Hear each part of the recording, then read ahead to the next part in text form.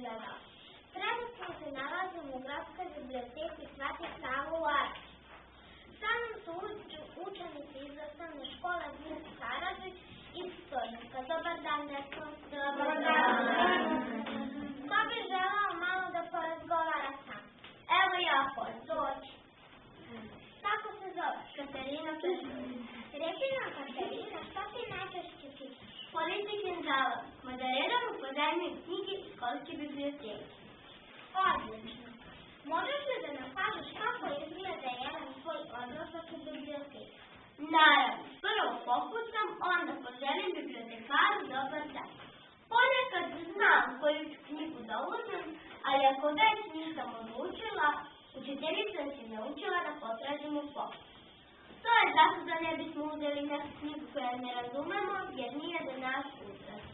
Ti si jedna bistra devojčica, hvala. Možeš li sada ti da dođeš kod mene?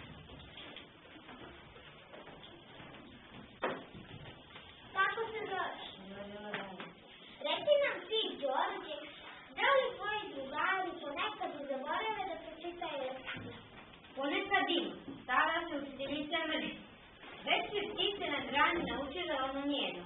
Petre, budit ću se u 3 ujutru da mi kažu za koje delo Ivo Andrić dobio Nobelovu nagradu. Nemoj slučajno da ne znaš. Koji je Petar? Evo ja sam. Dođi i ti, Petar. Jesi li ti da staš? Da, vama roditelji.